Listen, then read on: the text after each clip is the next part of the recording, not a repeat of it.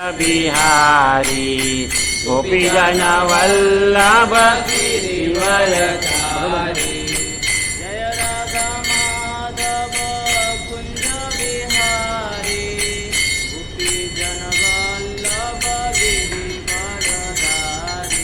जय राधा माधव कुंज बिहारी गोपीजन वल्लभ गिरिवरधारी। यशोदानंदन व्रज जनरंजन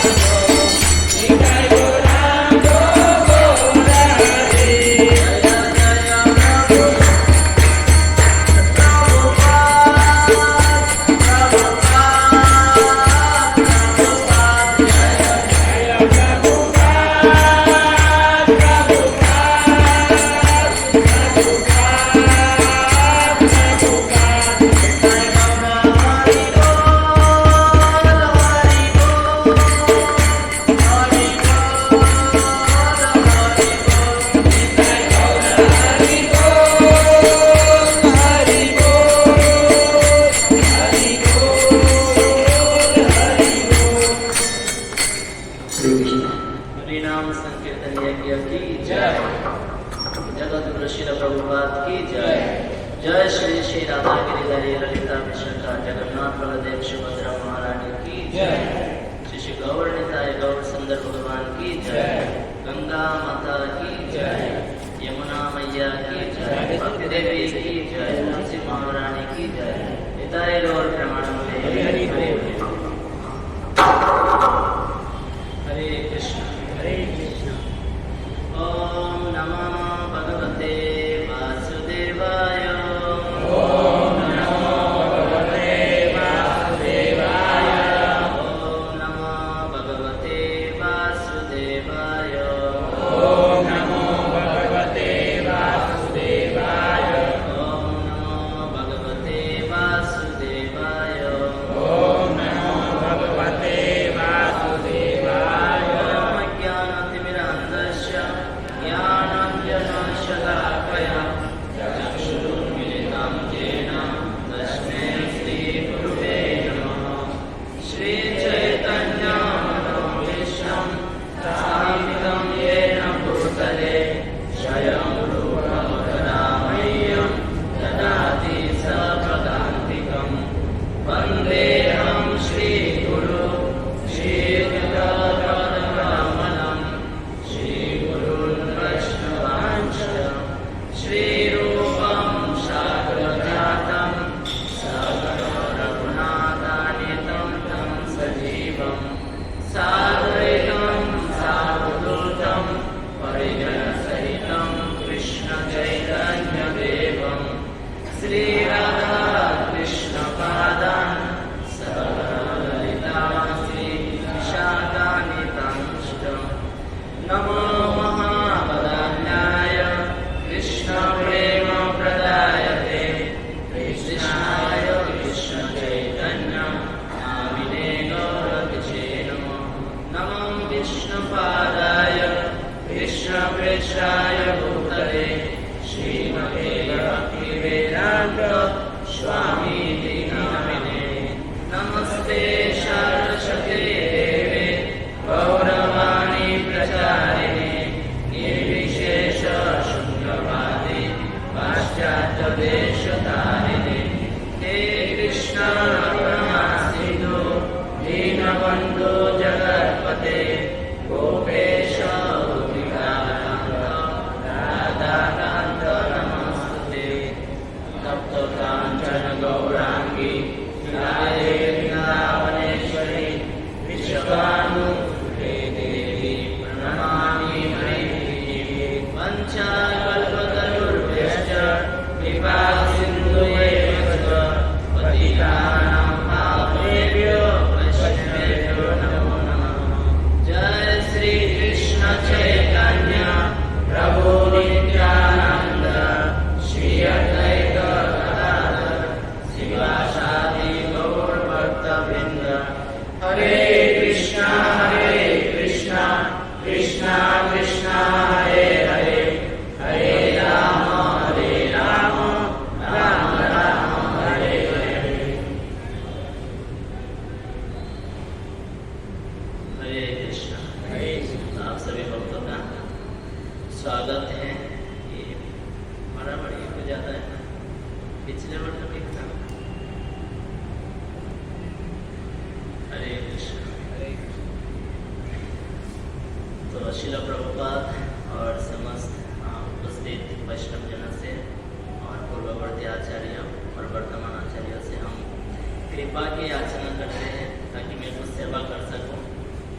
तो आज जो हम जिस विषय में चर्चा करेंगे, गीता महात्म्य। गीता महात्म्य का अर्थ है गीता की महिमा। गीता पढ़ने से या श्रवण करने से हमें क्या लाभ मिलेगा, इसके ऊपर हम चर्चा करेंगे। ऐसे तो अनेक श्लोक है, लेकिन एक ही श्लोक में चर्चा करेंगे और समय मिला तो 2 श्लोक में। तो श्लोक जो है इस प्रकार से है, मेरे साथ आप बोलिए।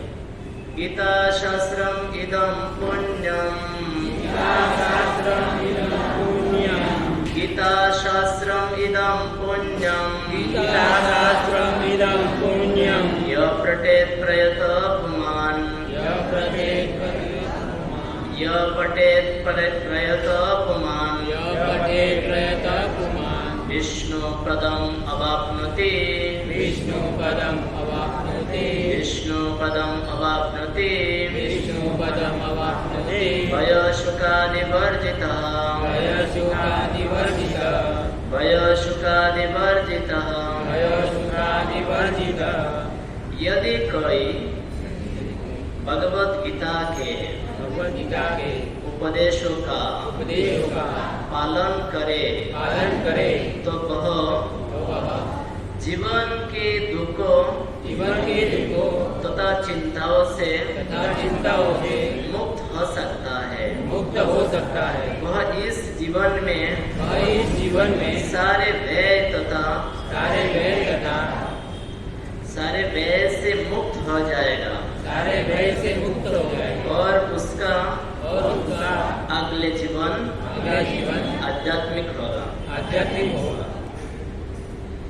तो कहते हैं ये जो गीता महात्म्य है, भगवत गीता यथारूप में आपको मिल जाएगा। तो ये श्रीपाद शंकराचार्यों के द्वारा ये महात्म्य दिया गया है। जानते हैं ना, आदि शंकराचार्य जो शिव जी के अवतार है, तो उनके द्वारा ये महात्मा है। कहते गीता शास्त्रम इदम, नियमित रूप से पाठ करेंगे, श्रवण करेंगे तो क्या हो जाएगा? तो कहते हैं विष्णु पदम अवाप्नोति, भगवान विष्णु के चरण कमल प्राप्त हो जाएगा। विष्णु के चरण कमल प्राप्त होना, इसका अर्थ है भगवान के धाम मिल जाएगा, वैकुंठ मिलेगा व्यक्ति को। और इस संसार में जो दुख भुगत रहा है, भय और सुख, इससे व्यक्ति मुक्त हो जाएगा। तो ये इस श्लोक में बताया जा रहा है। और गीता को नियमित रूप से पढ़ना होगा और समझना होगा और उसका प्रयास करना होगा नित्यम। जैसे कि नित्यम भागवत से भया, उसी प्रकार गीता महात्म्य में भी अनेक श्लोक है जिसमें वही बताया है कि नियमित रूप से गीता को पढ़ना चाहिए। और मान के चलिए किसी के जीवन में दुख आया, तो गीता में इस प्रकार श्लोक है, दुख आया तब क्या करना चाहिए। तो दूसरे अध्याय के 14 नंबर श्लोक में भगवान कहते हैं मात्रा स्पर्शास्तु कुंतेय शीतोष्ण सुख दुपदा आगम अपायन अनित्य ताम तितिक्ष भारत, कि हे भरतवंशी अर्जुन, दुख और सुख जो है ये क्षणिक है। किस प्रकार है? गर्मी और सर्दी के जैसा है। जैसे कि गर्मी हमेशा नहीं रहता है और सर्दी भी हमेशा नहीं है, ये जो ऋतु है बदलते रहता है। उसी प्रकार सुख दुख आते रहेगा। और ये किससे उत्पन्न होता है?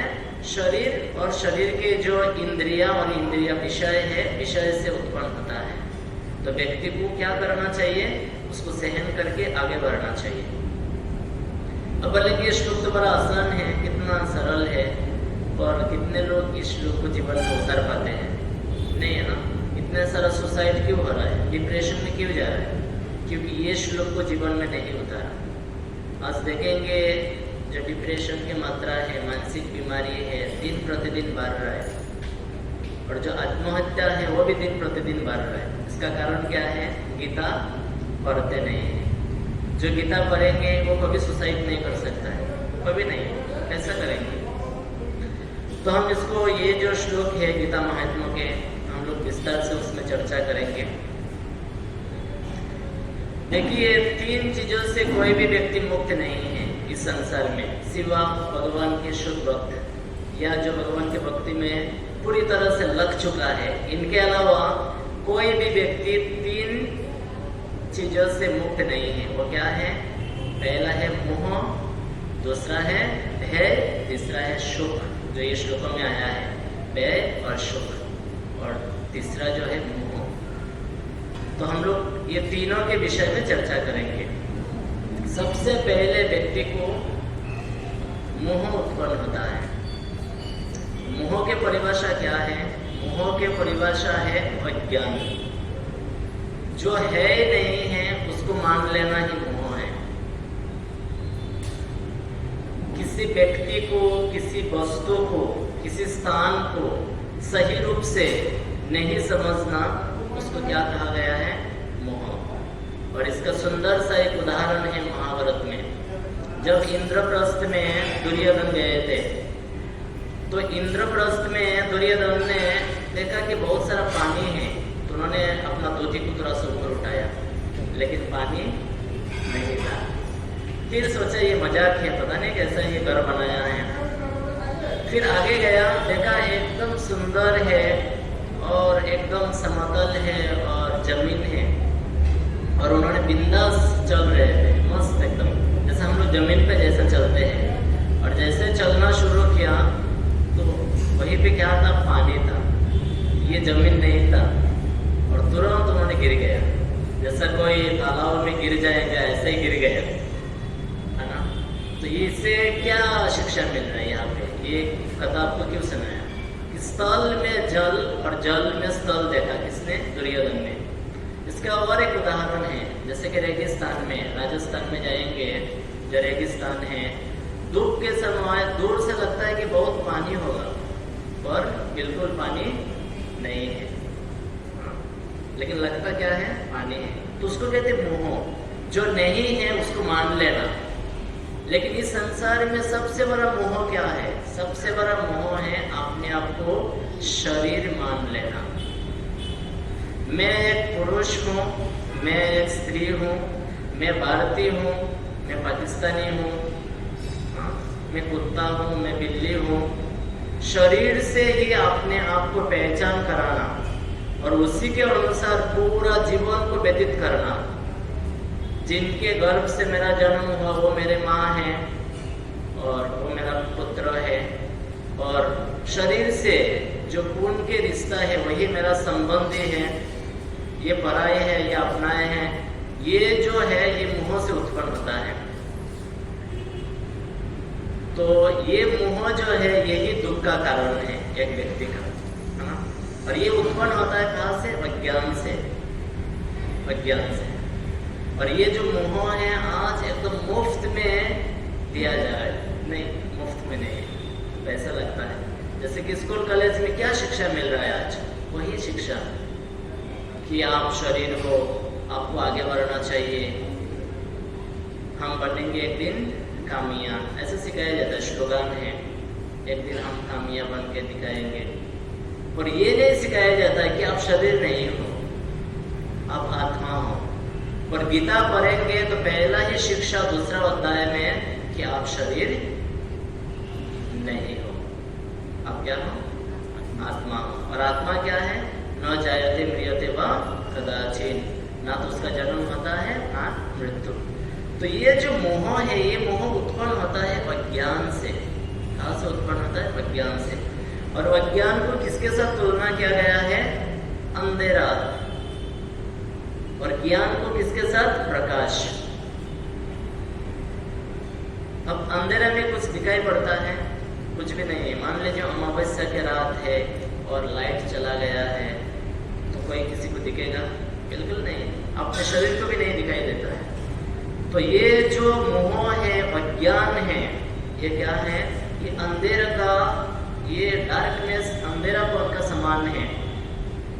तो अंधेरापन में क्या होता है? कभी कभी तो रस्सी पड़ा है तो उसको सांप दिखाई देगा, लेकिन वो सांप नहीं है। सांप को रस्सी, रस्सी को सांप। और मान लीजिए अगर सांप है तो बोलेगा नहीं सांप नहीं, रस्सी है। बिल्कुल बराबर दिखाई नहीं देता है। तो ये है अंधेरा। लेकिन ज्ञान को रोशनी के साथ तुलना किया गया है, प्रकाश। चैतन्य चरितामृत में बताया गया है कृष्ण सूर्य सम, माया है अंधकार, जहाँ कृष्ण तहाँ नहीं मायार अधिकार। कि भगवान श्री कृष्ण सूर्य के समान है और माया किसके समान है? अंधेरापन के समान है। तो जिस प्रकार सूर्य उदय होने से, उदित होने से अंधेरापन, रात नहीं रह सकता है। अभी रात है क्यों? क्योंकि सूर्य नहीं है, इसलिए रात है। तो जैसे सुबह होगा तो सूर्य जैसे उदित होगा तो रात खत्म, फिर दिन हो जाएगा। क्योंकि दोनों साथ साथ में नहीं चल सकता है। जैसे कि ये जो कमरा है कितना रोशनी है, क्यों? लाइट है, लाइट ऑफ कीजिए तुरंत। लेकिन ये तो कोई नहीं बोल सकता कि दोनों साथ में होना चाहिए, कि रोशनी भी हो और अंधेरापन भी हो, सूर्य भी हो तो रात भी हो, वो संभव नहीं है। जिस प्रकार सूर्य होने से अंधेरापन चला जाता है, जिस प्रकार एक शक्तिशाली राजा अगर वो धार्मिक हो तो उस राज्य में चोर लुटेरा नहीं हो सकता है। हो सकता है क्या? नहीं हो सकता है। जैसे कि परीक्षित महाराज इतना धार्मिक राजा थे, भागवतम में उनका वर्णन आया कि भगवान श्री रामचंद्र जैसा ही उनका राजकरण था। इतना पवित्र राजा था और इतना धार्मिक था, क्योंकि अर्जुन के, पांडवों के पुत्र था, अभिमन्यु के पुत्र था, तो बड़ा धार्मिक था। जब ये चोर रूपी जो कली आया था तो उन्होंने उनको प्रवेश ही नहीं दिया, प्रवेश नहीं। फिर कली ने बहुत ही हाथ जोड़ा और कहा कि देखिए अभी मेरा समय आ चुका है, लेकिन फिर भी आपसे मेरा निवेदन है, आप मुझे कृपा कीजिए और राज्य में स्थान दीजिए। परीक्षित महाराज ने बोले कि कुछ भी हो, तुम्हारा समय आए या नहीं आए उससे मुझे कोई मतलब नहीं है, लेकिन मैं जब तक परीक्षित हूँ तब तक तुम कली का प्रवेश नहीं है। फिर बहुत हाथ जोड़ा। पहले तो उनको मारना ही चाहते थे कली को, और मारने में समर्थ था, मार भी सकता था, लेकिन परीक्षित महाराज के प्रति शरणागत हुआ तो उन्होंने शरणागत को रक्षा किया।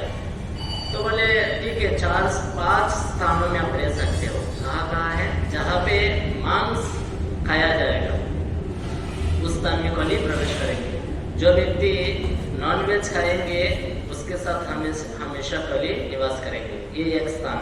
दूसरा क्या है? जो नशा करेंगे, मदिरा पिएंगे, उसके सिर पे हमेशा कली का निवास होगा। अब तीसरा क्या है? तीसरा है जो अपना ही पुरुष और अपना ही स्त्री को छोड़ के और किसी के साथ संबंध बना के रखेंगे तो उसके साथ भी कली हमेशा रहेंगे। और चौथा है जो व्यक्ति जुआ खेलेंगे तो उसके साथ भी कली रहेंगे। और पांचवा क्या है? जो व्यक्ति बड़ा ही इंद्रिय तृप्ति के भावना से गोल्ड पहनेंगे, सोना पहनेंगे, उसके साथ भी कली प्रवेश करेंगे। तो भक्तों को क्या करना चाहिए? जो माता जी है पहनना चाहिए, लेकिन उसके पहले भगवान को ऑफरिंग करना चाहिए, और जितना आवश्यक है उतना ही पहनना चाहिए, ज़्यादा नहीं, इससे काम चल जाए।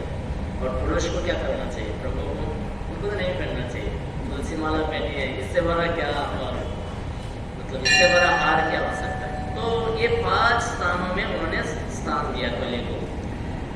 तो उसी प्रकार जिस स्थान में भगवान श्री कृष्ण है उस स्थान में कभी भी मोह, माया या अज्ञान नहीं रह सकता। तो आप प्रश्न उठ सकता है, आप कहाँ है भगवान श्री कृष्ण? है श्री कृष्ण अभी? भगवान श्री कृष्ण तो द्वापर में थे, वो तो लीला करके चले गए, अभी 100 धाम अपने धाम चले गए। अभी श्री कृष्ण कहाँ है? अगर है तो गिरिधारी मंदिर में है, जब जाएंगे तो मिलेगा, लेकिन हमेशा कहाँ है? कली काले नाम रूपे कृष्ण अवतार, कि भगवान श्री कृष्ण ने नाम के रूप में इस कलयुग में अवतार लिया है, नाम के रूप में। हरे कृष्णा कृष्णा कृष्णा हरे हरे, हरे राम राम राम हरे हरे। दूसरा भगवान कहाँ पे है? दूसरा भगवान है श्रीमद् भागवतम में। श्रीमद् भागवतम जो है साक्षात भगवान है, क्योंकि भगवान के मूर्तिमान जो अक्षर ब्रह्म है वो है श्रीमद् भागवतम। भागवतम में और भगवान श्री कृष्ण में कोई अंतर नहीं है। तीसरा कहाँ पे है? श्रीमद् भगवत गीता में। ब्रह्मा जी भगवान को अदय तत्व कहते हैं। अदय, दय का मतलब दो और अ का मतलब है जो दो नहीं है, एक है। इसका मतलब क्या है? भगवान श्री कृष्ण के रूप, भगवान श्री कृष्ण के नाम, भगवान श्री कृष्ण के लीला, भगवान श्री कृष्ण के कथा या उनके वचन, सब कुछ क्या है? एक है। हमारे नाम और हम एक नहीं है। सही बात है। अगर हमारे नाम कोई घर पे ले रहा है तो हम तो घर पे नहीं है, पर भगवान श्री कृष्ण के नाम जब हम यहाँ पे ले रहे हैं तो भगवान श्री कृष्ण यहाँ पे उपस्थित है। द्रौपदी को किसने रक्षा किया? जब द्रौपदी का चीरहरण किया जा रहा था, वस्त्रहरण, तब किसने रक्षा किया था? उनके नाम ने। भगवान तो द्वारिका में थे और भगवान प्रकट भी नहीं हुआ। सारी के रूप में भगवान ने अवतार लिया पहला, लेकिन सबसे पहले किसने सुना था? उनके नाम। ऐसे नाम पुकारा तो भगवान कृष्ण को तुरंत पता चला और तुरंत भगवान ने रक्षा किया। तो इस प्रकार जो है भगवान के नाम और भगवान के जो कथा है, जैसे कि भगवत गीता है, ये दोनों में कोई अंतर नहीं है, एक ही है। कोई व्यक्ति अगर भगवत गीता को ध्यान से रोज पढ़ेंगे तो इसका मतलब प्रत्यक्ष रूप से भगवान की संगति कर रहे हैं। ये बात को समझना परम मुश्किल नहीं है। व्हाट्सएप में दूसरे का संगति हो रहा है कि नहीं, बताइए? हो रहा है ना? आजकल तो व्हाट्सएप में पूरा दिन भर संगति करते हैं कि नहीं? व्यक्ति हो या पास में नहीं हो इससे कोई मतलब नहीं है, लेकिन जैसे मैसेज करना शुरू किया तो ऐसा फीलिंग होता है कि वो मेरे पास में है। तो भौतिक व्यक्ति के ऊपर हमारा इतना विश्वास है कि वो व्यक्ति मैसेज कर रहा है, वो बोल रहा है, तो भगवान के वचन में कितना विश्वास होना चाहिए। और ये गीता ही प्रमाण है। गीता पढ़ के हजारों लाखों की संख्या में जो बड़े बड़े मुनि ऋषि है, भगवान का प्रत्यक्ष संगति करके भगवान के धाम को प्राप्त किया। तो कोई व्यक्ति अगर मोह से, अज्ञान से बचना चाहते हैं तो गीता रूपी जो प्रकाश है, दिव्य ज्ञान है, उसका शरण लेना ही होगा। समाज में किसी चीज का कमती नहीं है, कमी नहीं है, लेकिन एक चीजों का बड़ा कमी है। वो क्या है? दिव्य ज्ञान। आजकल इतना कुछ स्कूल कॉलेज है, लेकिन दुख की बात है एक भी स्कूल कॉलेज में ये गीता भागवतम के ऊपर शिक्षा नहीं दिया जा रहा है। आज आप जानते हैं केरला में भी निकला है और पूरा देश में जो है एक प्रकार से टाइम पास बन गया है। क्या बन गया है? Time pass. आप बोलेंगे ऐसा क्यों बोल दिया टाइम पास? हाँ जी, ये टाइम पास ही तो है। उसको लेके चर्चा करो, चर्चा करके क्या होने वाला है? क्यों नहीं देश के जो नेता है, मंत्री है या जो बड़े बड़े जो लीडर है, इसके बारे में सोच विचार कर रहे हैं। अब जब वो मुस्लिम लड़के ने पूछा था कि आपके जो भगवान शिव जी है, अगर वो भगवान हैं तो साधारण इंसान जैसा क्यों अपने पत्नी के लिए रो रहा है? तो उसका उत्तर दे पाया? नहीं दे पाया। आप बोलेंगे ये मूवी इस ढंग से बनाया, ये हकीकत है। किसी भी लड़की को पकड़िए बाहर जाके कि बोल दीजिए कि इसका उत्तर क्या है। आज तो वीडियो देख देख के कुछ पता चल गया होगा, लेकिन दूसरा प्रश्न पूछिए और कृष्ण के बारे में, लेकिन उनके पास उत्तर नहीं है। इसका कारण क्या है? क्योंकि स्कूल कॉलेज में इस प्रकार के ज्ञान नहीं दिया जा रहा है। हमारे धर्म इतना पूर्ण है, शाश्वत है, सनातन है। कोई लोग पूछेंगे आपको, या हमसे भी पूछते हैं, बताइए आपके धर्म कब से है? हमारे धर्म तो 1500 सालों से है। तो कोई बोलेंगे हमारे धर्म तो कब से है? 2000 सालों से है। आपके धर्म कब से है? हमारे धर्म शाश्वत है, सनातन है। सनातन का अर्थ है जिसका ना तो शुरू है ना तो अंत है, और हमेशा वर्तमान है।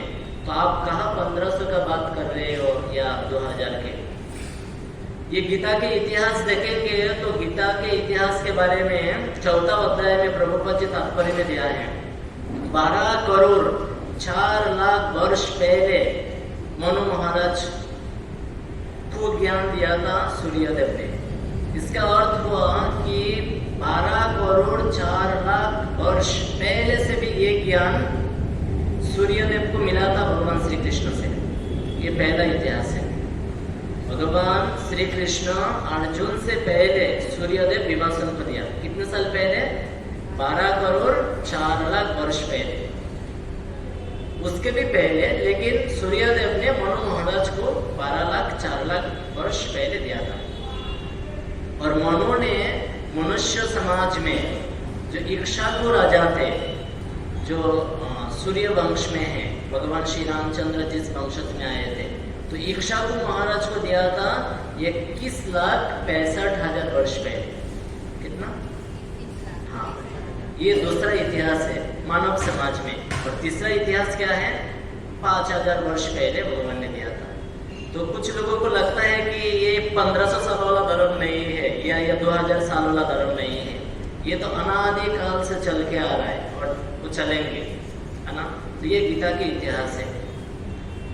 तो इसलिए हमें हमारे जो शास्त्रों को पढ़ना चाहिए और इसी से सबका अज्ञान दूर होगा, है ना।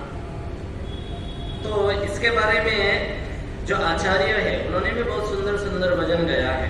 क्या भजन गाया है? एक श्री भक्ति विनोद ठाकुर है जो एक महान आचार्य है हमारे गौड़िया परंपरा में। उन्होंने एक भजन गाया है, आत्मा निवेदन तोया पदे करी हईनु परम सुखी दुख दूरे गेल चिंता न रहिल छदिके आनंद देखी। कहते हैं आत्मा निवेदन करी हईनु परम सुखी। हे प्रभु, मैं आपके श्री चरण कमल में पूरी तरह से समर्पित करता हूँ। मेरा जो आत्मा है, मैं जो आत्मा हूँ, मैं आपको समर्पित करता हूँ आपके चरण कमल में। और बदले में मुझे क्या मिला? मैं पूरी तरह से सुखी बन चुका हूँ, मेरा कोई दुख नहीं है। फिर कहते दुख दूरे गेलो चिंता ना रहिलो चौदिके आनंद देखी, कि मेरा कोई भी दुख नहीं है, कोई चिंता नहीं है और मैं चारों दिशा में केवल क्या देख रहा हूँ? आनंद, केवल आनंद और आनंद ही देख रहा हूँ। अब भगवान, और जैसे कि हमने पहले भी बताया कि भगवान के चरण और भगवान के वचन दोनों में अंतर नहीं है। अंतर है, भगवान दिव्य पुरुष है, भगवान आंखों से देख सकते हैं, आंखों से खा भी सकते हैं। ये जो सृष्टि हुआ, श्रीमद् भागवत में क्या वर्णन है कि भगवान ने केवल दृष्टिपात किया, किससे? प्रकृति के ऊपर। क्योंकि माया से कभी भगवान मिलते नहीं हैं, भगवान बहुत ही दूर रहते हैं। कितना दूर है? तो ब्रह्मा जी कहते हैं करोड़ों हजारों करोड़ों वर्ष अगर कोई व्यक्ति मन के गति से यात्रा करेंगे फिर भी भगवान को प्राप्त नहीं कर सकता है, अर्थात भगवान के धाम नहीं पहुंच सकता है। मन की गति कितना है? बहुत तेज होता है। आप जहाँ पे भी मन से 1 सेकंड भी नहीं लगता है जा सकते हैं। और मान लीजिए आप कभी दिल्ली गया है, वृंदावन गया है, तो आप सोचिए मैं वृंदावन के कुसुम सरोवर में हूँ और है आप, लेकिन कितना समय लगा? 1 सेकंड भी नहीं लगा। मैं वृंदावन के गिरी गोवर्धन परिक्रमा कर रहा हूँ, कितना समय लगा? 1 सेकंड भी नहीं लगा, है ना। लेकिन मन के गति से भी करोड़ों वर्षों तक, हजारों करोड़ों वर्षों तक यात्रा करेंगे फिर भी भगवान के धाम नहीं जा सकता है। भगवान इतना दूर से क्या किया? सिर्फ प्रकृति जो दुर्गा देवी है उनके ऊपर दृष्टिपात किया और दृष्टिपात करते ही वो गर्भवती बन गई, मतलब पूरा सृष्टि प्रकट हुआ। तो ये है भगवान। भगवान आंखों से खा सकते हैं, आंखों से देख सकते हैं, आंखों से सृष्टि भी कर सकते हैं। तो भगवान के चरण कमल में अपने आप को समर्पित करना, इसका असली अर्थ है गीता पे समर्पित होना। पहले प्रभुपाद जी कहते हैं बिना ज्ञान से भक्ति भावुकता है। जैसे कि हम लोग माला जप करते हैं रोज, ये तो नियम है। किसी न किसी प्रकार से जो नियमित भक्त है 16 माला तो करते हैं, लेकिन ये नियम भी बनाना चाहिए कि किसी न किसी प्रकार से हम रोज गीता पढ़ेंगे। प्रभुपाद जी ने कितना मेहनत किया ये गीता को गीता की टीका तात्पर्य को लिखने के लिए, पूरा रात भर जग के। क्यों? क्योंकि हम सब उसको जब पढ़ेंगे तो दूसरा के जो संशय है उसको भी दूर कर पाएंगे, और हमारा अंदर जो संशय है वो भी दूर हो जाएगा। तो इसलिए गीता पढ़ने से ही व्यक्ति मोह से मुक्त हो पाएगा। अब दूसरा विषय में चर्चा करेंगे, भय। भय कहाँ से उत्पन्न होता है, इसका परिभाषा क्या है? भय का परिभाषा है भविष्य के बारे में सोच के व्यक्ति भयभीत होता है। किसके बारे में? भविष्य के बारे में। कल क्या होगा, बुढ़ापा में क्या होगा, नौकरी चला जाएगा तो क्या होगा, लेकिन अभी नौकरी है फिर भी। हमेशा जो भयभीत होने का कारण क्या है? भविष्य के बारे में सोच के।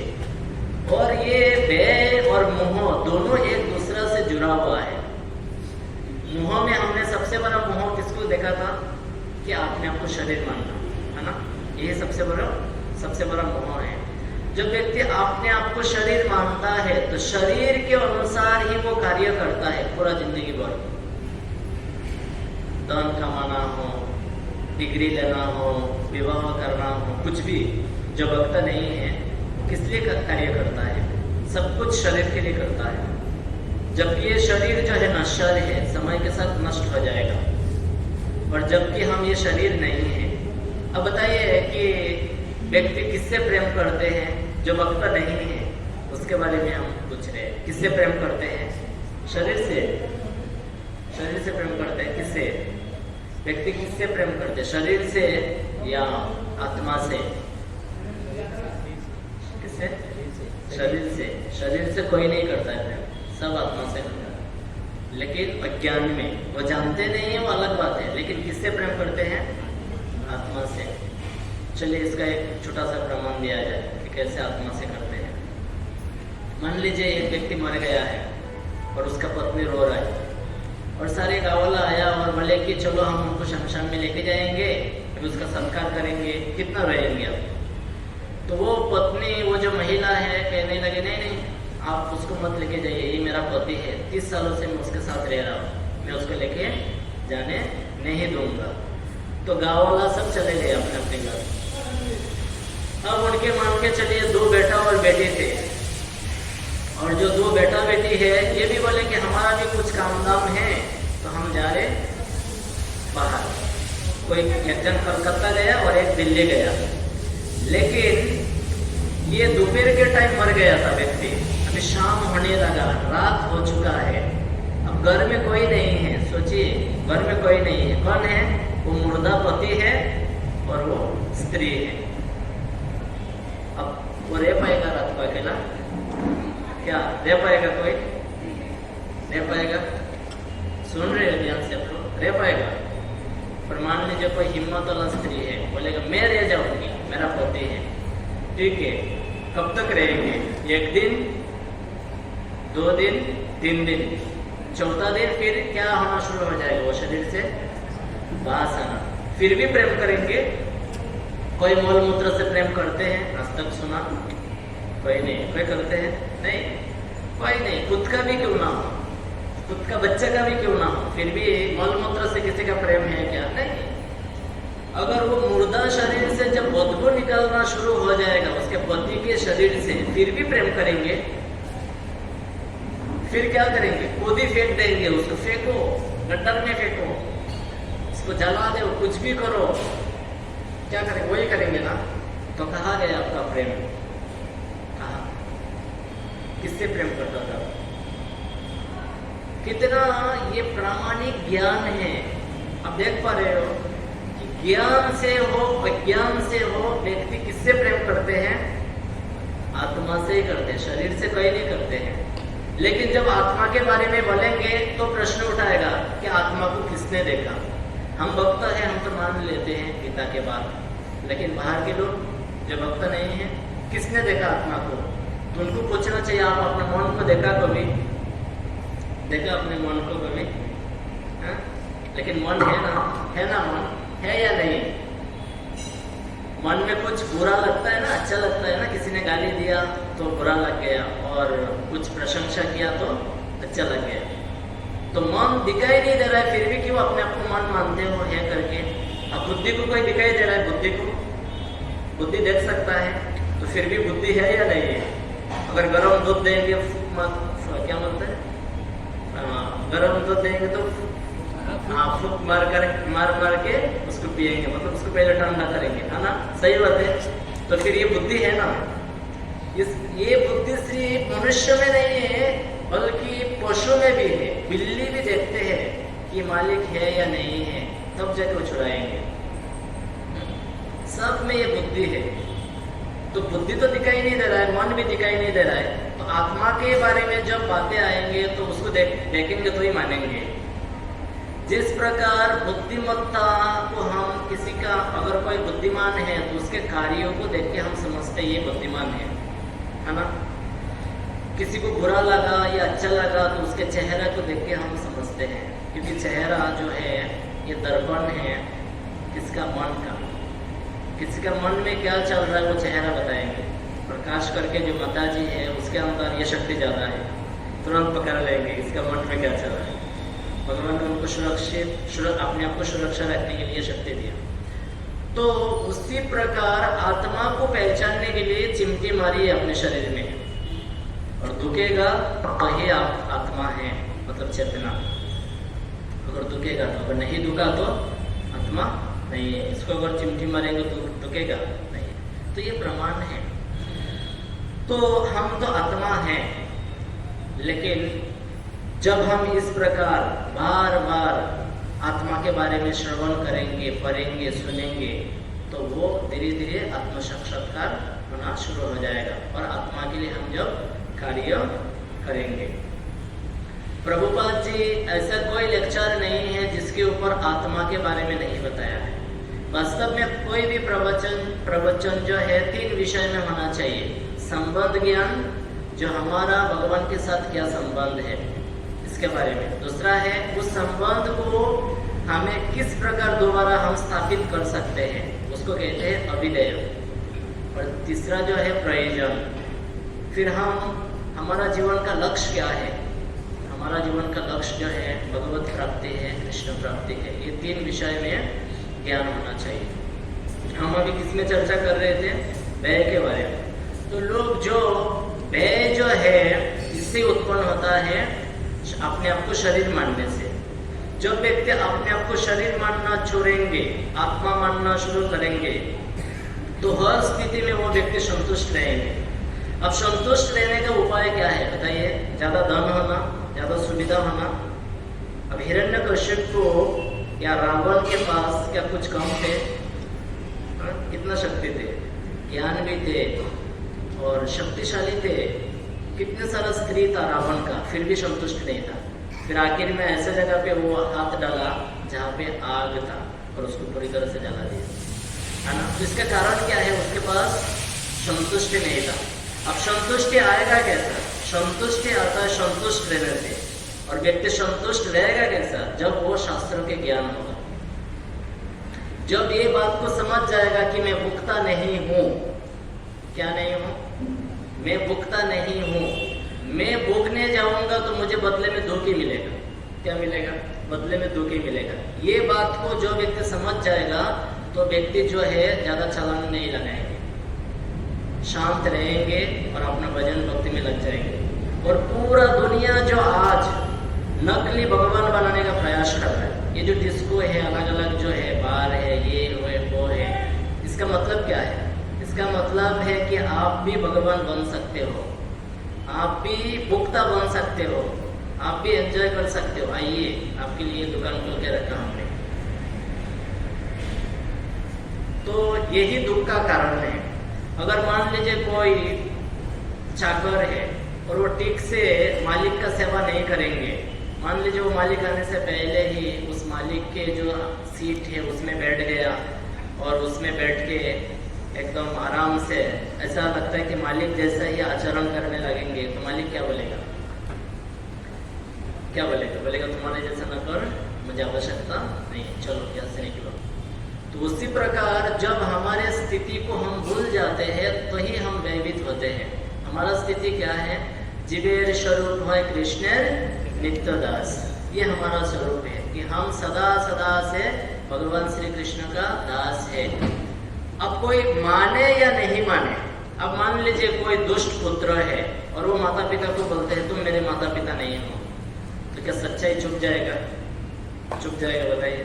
मान लीजिए किसी गुरु ने किसी चेला को दीक्षा दिया और वो चेला, वो जो शिष्य है आगे जाके बोल दिया तुमको मैं गुरु के रूप में नहीं मानता हूँ, तो क्या सच्चाई चुप जाएगा? पूरा दुनिया जानते हैं ना कि आप उनके शिष्य हो, उनके ही बेटा हो। तो उसी प्रकार भगवान को नकार देने से कि हम नहीं मानते हैं, प्रकृति के नियम कभी बदलने वाला नहीं है। जो नियम है, अगर मान लीजिए दूसरा उदाहरण ले लीजिए, कोई व्यक्ति बोलेगा मैं देश का नियम मानूंगा नहीं, मैं नहीं मानता हूँ देश का नियम, मैं मोदी को या प्राइम मिनिस्टर हो कुछ भी हो उसको तो मैं 1% भी मैं रिस्पेक्ट नहीं करता हूँ, लेकिन उसके इस प्रकार के वचन कब तक चलेगा? कब तक? 1-2 दिन ही चलेगा, उसके बाद बकाले में आएगा और सीधा जेल में। तो उसी प्रकार जब व्यक्ति भगवान से अलग होके खुश होने का प्रयास करते हैं, वही उसका दुख का मूल कारण है। इस संसार में हर एक व्यक्ति भयभीत है, छुआ बिल्ली से और बिल्ली कुत्ता से और कुत्ता शेर से, और शेर किससे?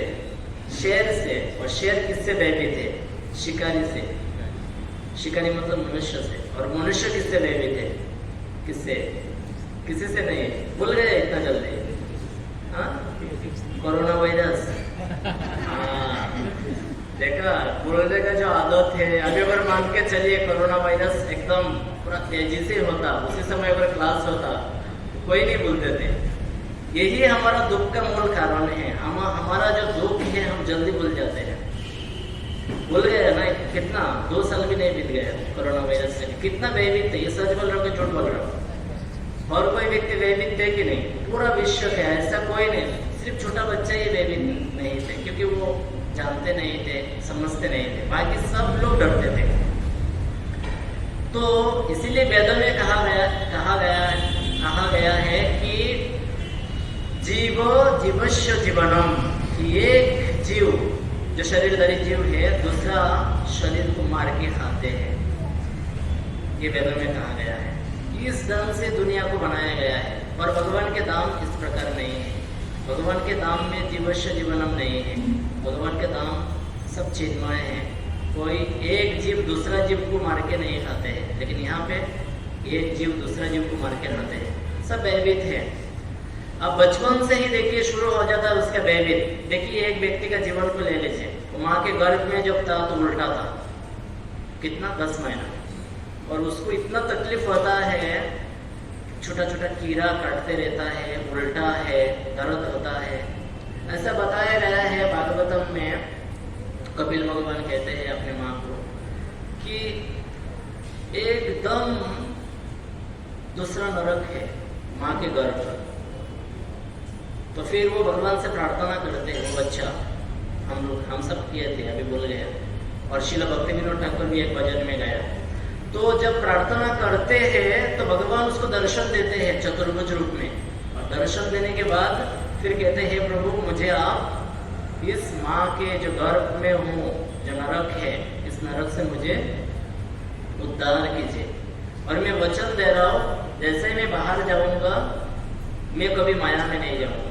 क्या करूंगा? मैं आपके भजन भक्ति ध्यान से करूंगा। तो भगवान कहते ठीक है। तो उसका जैसे ही माँ के गर्भ से वो बाहर निकलता है, निकलते ही रोना शुरू करता है। अब क्यों रोते हैं? इसका क्या कारण है? इसका मूल कारण यह है कि भगवान का जो दर्शन हुआ इस बच्चा का याद है अभी भी। और माँ के गर्भ जो नरक था, लेकिन जैसे ही बाहर आया तो देखा ये भी नरक से कुछ कम नहीं है, क्योंकि अभी अभी दर्शन करके आया ना भगवान का, तो इसलिए ज्ञान रह गया उसको। तो वो सोचते कि ये भी नरक से कम नहीं है, लेकिन एक नरक से मैं बाहर आया, अभी दूसरा नरक में गिर गया, तो अभी तो भजन भक्ति होगा नहीं। वो रोने लगता है। लेकिन उसके माँ और उसके जो दात्री माँ है नार्स है आज के समय, वो क्या करते हैं, धीरे धीरे उसको शांत करते हैं। अब जैसे छोटा बच्चा होता है तो वो रो रहा है, तो माँ क्या सोचते हैं, अरे उसको शायद भूख प्यास लगा है तो उसको दूध पिला रहा है, लेकिन उसके पेट में दर्द है। देखिए दूध कहाँ से शुरू हो रहा है, छोटा सा शिशु है, माँ की गोद में है, वो रो रहा है, उसके पेट में दर्द हो रहा है। माँ सोच रहा है कि उसको भूख लगा तो उसको और दूध पिला रहा है, पिलाने से क्या होगा, और दर्द मारेगा। फिर धीरे धीरे जैसे छोटा तुरंत बड़ा हो जाएंगे तो वो स्कूल जाना नहीं चाहता है, तो उसके माता पिता खींच के उसको लेके जाता है। फिर और थोड़ा सा बड़ा हुआ तो फिर कंपटीशन, स्पर्धा, मेरे से आगे निकल जाएगा, मैं पीछे रह जाऊंगा।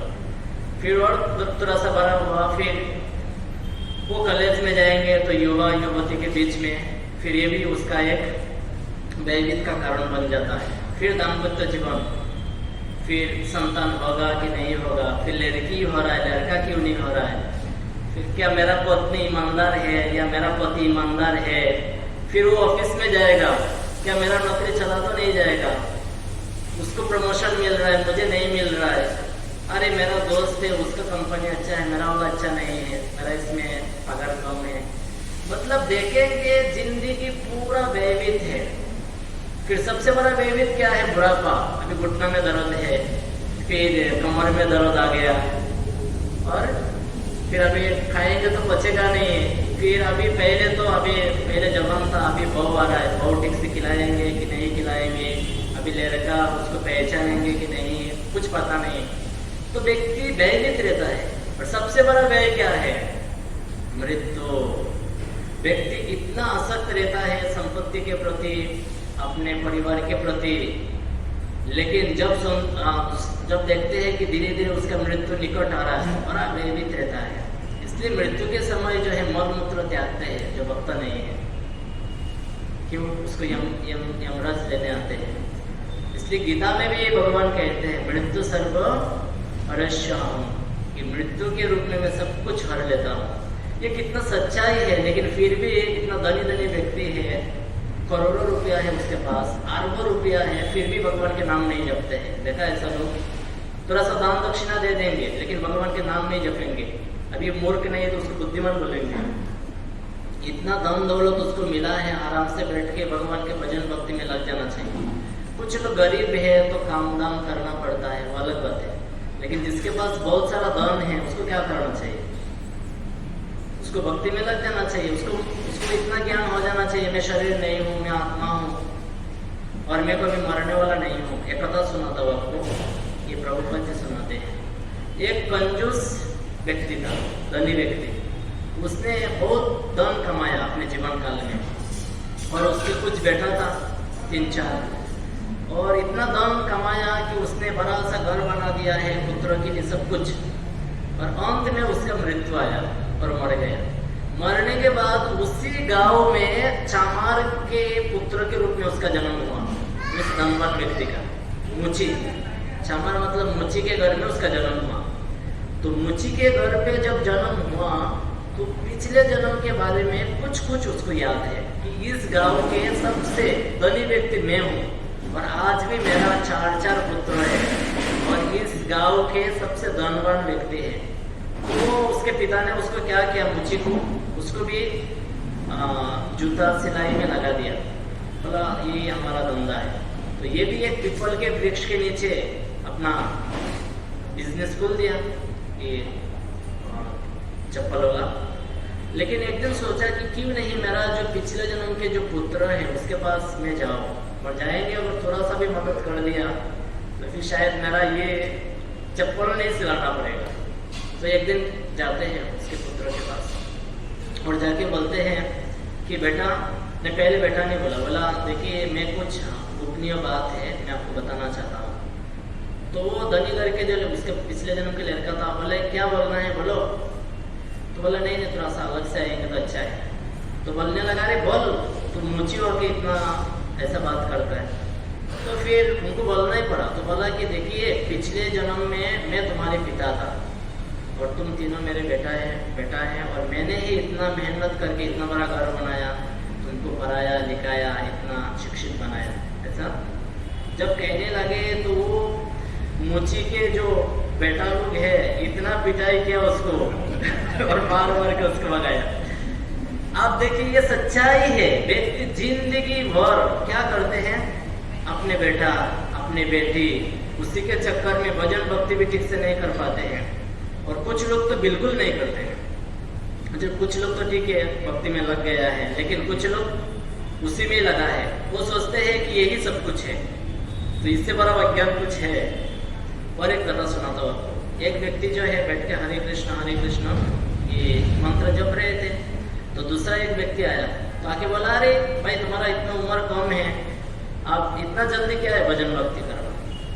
तो बोला क्या करना चाहिए, तो बोलता बहुत कुछ करना चाहिए, बहुत आगे बढ़ना चाहिए। तो बोला आप बताओ आप क्या आगे बढ़ोगे। तो बोला देखो मैं अभी ठेला गाड़ी चला रहा हूँ, धक्का मारने वाला जो गाड़ी है वो मार्केट की वो चला रहा है। बोला आगे जाके जब पैसा आएगा तो मैं एक छोटा सा टेम्पो खरीदूंगा, और टेम्पो जब खरीदूंगा तो और पैसा आएगा तो 2-4 ट्रक खरीदूंगा। ऐसा कर करके फिर आगे जाके मेरा बहुत सारा बस भी हो जाएगा, और ऐसा करके बहुत सारा गाड़ी रहेंगे। और फिर मैं एक बड़ा सा बंगला बनाऊंगा और उसमें मैं अलग अलग बैठने का आसन रखूंगा आलीशान, और मैं बैठ के आराम करूँगा। ऐसा बोले। तो बोला ये कब तक होगा, तो ये 20-30 साल तो लग ही जाएगा। कितने 20-25 साल तो लग जाएगा।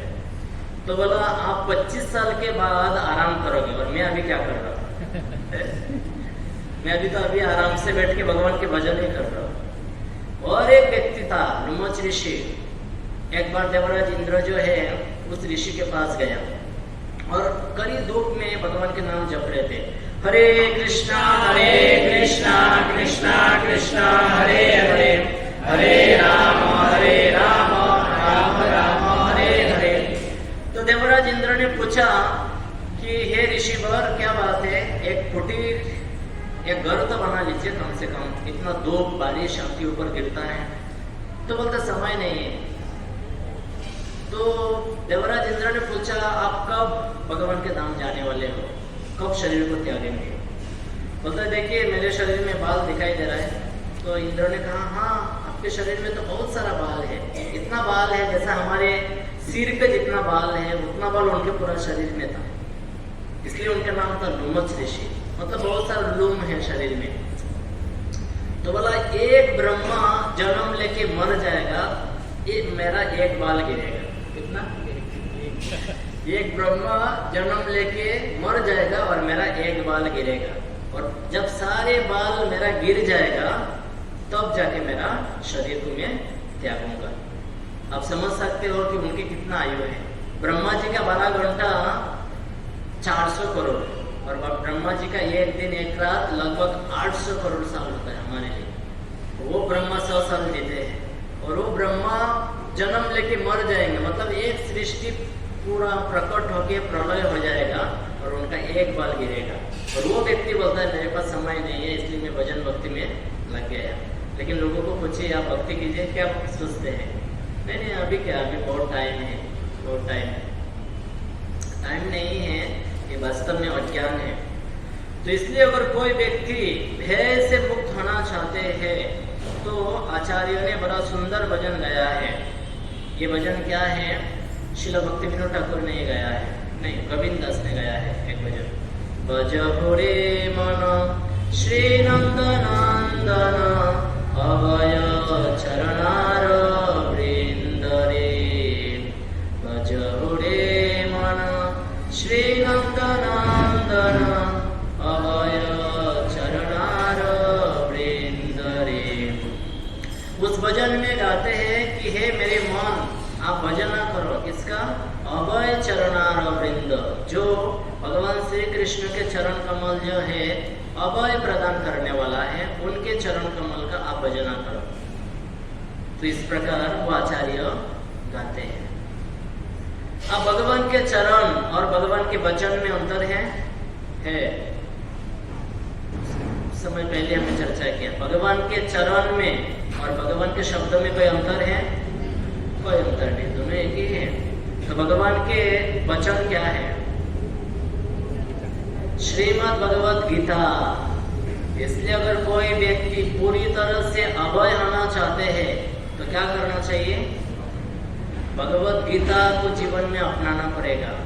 डेली रूटीन में, जैसे कि हेल्थ के लिए डेली रूटीन में कुछ लोग क्या क्या करते हैं, चलते हैं या ये खाते हैं, हेल्थ को ठीक रखने के लिए। उसी प्रकार अगर आत्मा को ठीक रखना है तो क्या करना चाहिए? प्रतिदिन भगवत गीता को श्रवण करना पड़ेगा, प्रतिदिन खुद पढ़ना चाहिए। प्रहलाद महाराज भगवत गीता को पढ़ते थे। प्रहलाद महाराज, इसलिए वो भयभीत नहीं थे। प्रहलाद महाराज को पहाड़ के ऊंचाई से उसको फेंक दिया गया, फिर भी नहीं डरे और कुछ हुआ भी नहीं। प्रहलाद महाराज को सांप है, जैसे कि सांप वाला रूम में उनको धक्का मार के फेंक दिया, फिर भी सांप ने उनको काटा नहीं है, ऐसा नहीं। प्रहलाद महाराज को उनके जो हुआ था गोद में लेके बैठ गया था बलि का दिन, बलि का, फिर भी वो जला नहीं है। प्रहलाद महाराज और डरा भी नहीं है, कोई भय नहीं उनके। प्रहलाद महाराज को क्या नहीं किया गया? जहर पिलाया गया अपने माँ के द्वारा। सोचो, अपना ही माँ के द्वारा जहर पिलाया गया प्रहलाद महाराज को, पी लिया और कुछ नहीं हुआ। प्रहलाद महाराज को हाथी के नीचे डाल दिया गया, कुछ नहीं हुआ। क्यों?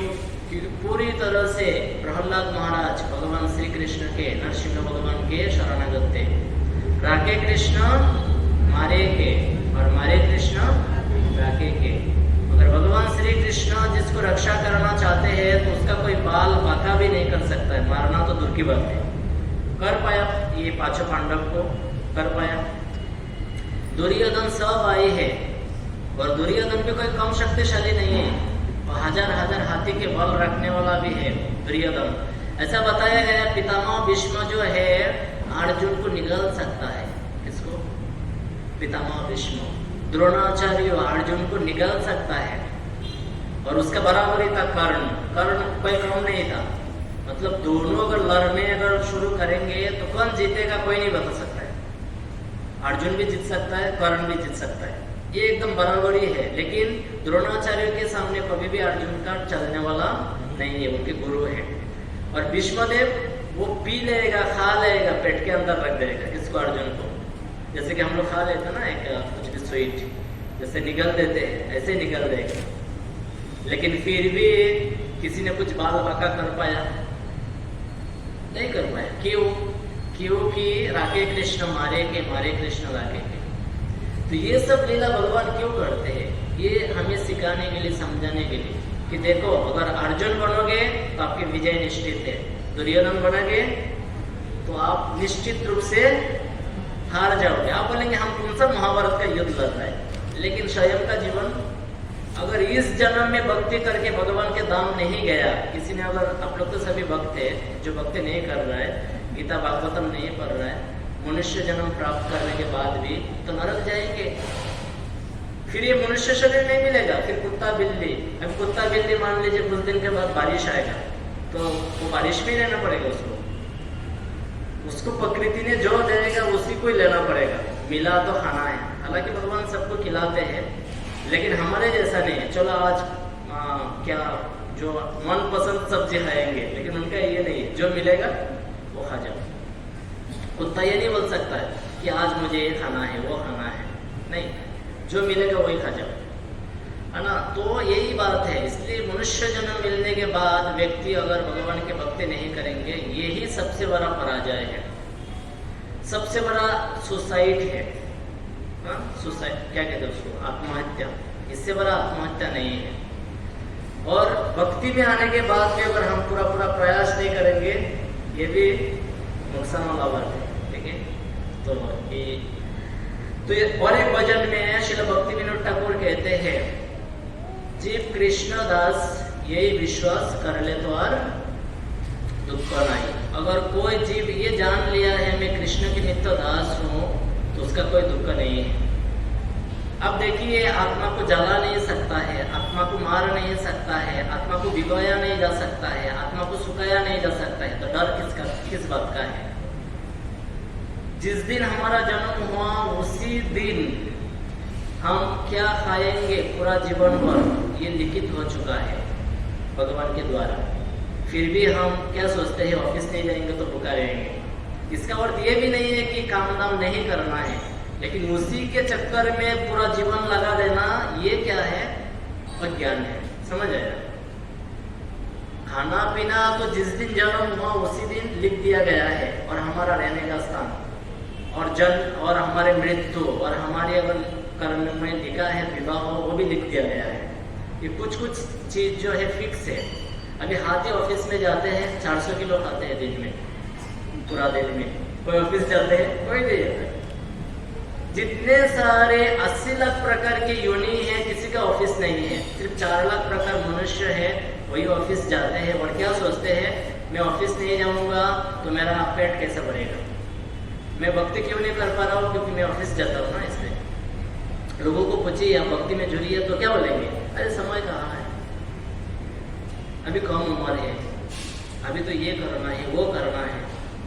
ये अज्ञान है, और ये अज्ञान कभी छोड़ने वाला नहीं है। व्यक्ति मरने दम तक ये अज्ञान रहेगा, लेकिन उससे अगर मुक्त होना है तुरंत भक्त के संगति में आके गीता पढ़ना शुरू करना पड़ेगा। इसलिए हम लोग जो भक्ति में जुड़ गया है भक्तों की कृपा से, तो हमारे जीवन भी चल रहा है। इस काल में कितना ब्रह्मचारी बहुत कम है, बाकी तो गृहस्थ है, तो उनका काम दाम भी चल रहा है, भगवान के भजन भक्ति भी चल रहा है ना। तो हर एक व्यक्ति इस प्रकार कर सकता है। अब एक लीला सुनाता हूँ आपको प्रभुपाद जी का, कि व्यक्ति किस प्रकार भक्ति करने से। अब तो प्रहलाद महाराज की कथा सुनाया तो अपने बोलेंगे अरे प्रहलाद महाराज तो सत्य युग में थे, ऐसा थोड़ी ना कि दूसरा। अब मीराबाई कौन सा युग में थे बताइए? ये सत्ययुग में थे। ये 500 साल पहले के बात है, राजस्थान के मीराबाई। तो मीराबाई भी जहर पी लिया था और उनको भी कुछ नहीं हुआ। अब प्रभुपाद जी का एक लीला सुनाता हूँ। जब दूसरा विश्व युद्ध हो रहा था तो प्रभुपाद जी ने अपने पत्नी को कहा कि हम कलकत्ता में नहीं रहेंगे क्योंकि ये शहर है और यहाँ पे बम गिरने का चांस है, चलो हम आपको गांव में रखते और उधर ही रहेंगे कुछ दिन जब तक ये युद्ध चल रहा है। लेकिन उनकी पत्नी ने बोला नहीं हम इधर ही रहेंगे। एक दिन ये सचमुच ये हुआ कि प्रभुपाद जी जो है कचौरी बना रहे थे भगवान के लिए, भोग लगाएंगे फिर प्रसाद के रूप में पाएंगे। लेकिन उसी समय अलग अलग स्थान में बम गिर रहा था, उसका आवाज भी आ रहा था। तो प्रभुपाद जी ने सोचा कि यार ये बम गिर रहा है, शायद इधर भी गिर सकता है। तो बोला अगर मैं जिंदा रहूंगा तो कचौरी भोग लगा के प्रसाद पाऊंगा, अगर मर गया तो फिर भगवान के लिए ही मैं कचौरी बना रहा हूँ। उन्होंने बिल्कुल डरा नहीं है। कौन? प्रभुपाद जी बिल्कुल नहीं है। एक बार विदेश में ऐसे ही हो रहा था भूकंप, तो किसी भक्त ने बोला कि प्रभुपाद जी भूकंप हो रहा है, एकदम जो भूमि है हिल रहा है पूरा। प्रभुपाद जी ने बोले कि भगवान के नाम जप करो, हरे कृष्णा कृष्णा कृष्णा हरे हरे, हरे राम राम राम हरे हरे। तो ये हर एक व्यक्ति इस स्थिति को प्राप्त कर सकता है। हर एक व्यक्ति भगवान की भक्ति करके, गीता करके धीरे धीरे नहीं कर सकता है।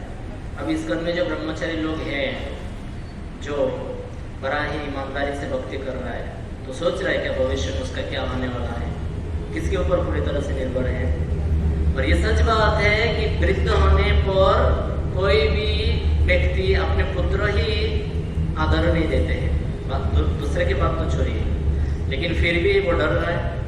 जो एकदम वृद्ध भी हो चुके हैं, नहीं, उनको मालूम है गीता में भगवान नवम अध्याय में क्या कहा, नवम अध्याय के 22 नंबर श्लोक में, कि जो मेरा अनन्य भक्ति करेगा उसके पास जो है वो मैं रक्षा करूंगा और जो नहीं है उसको मैं प्रदान कर दूंगा।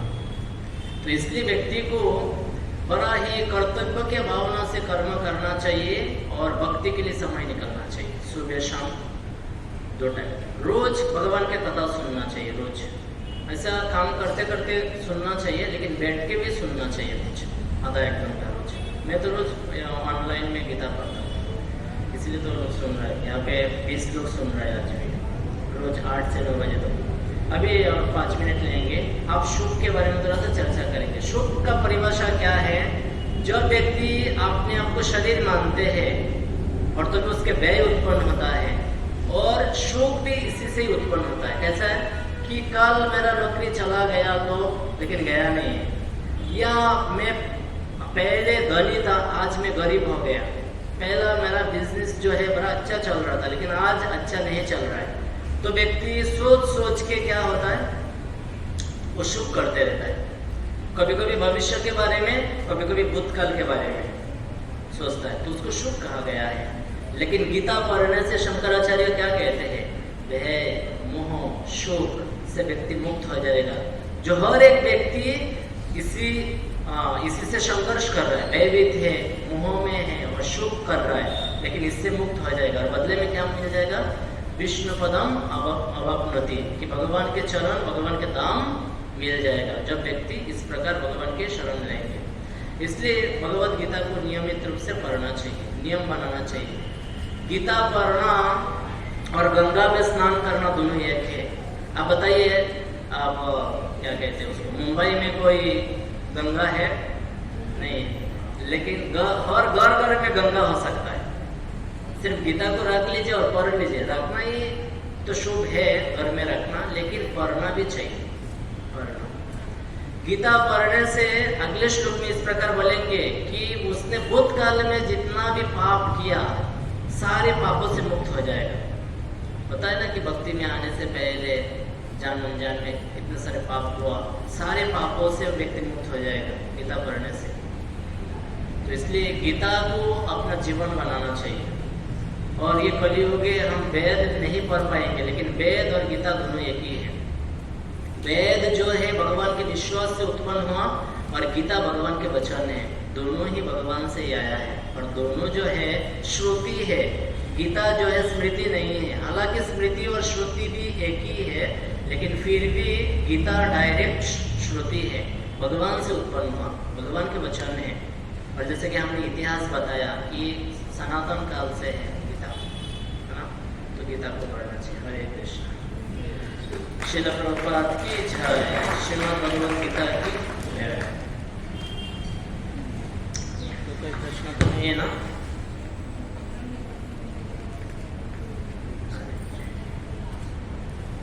हरे कृष्णा कृष्णा कृष्णा हरे हरे, हरे राम राम राम हरे। हरे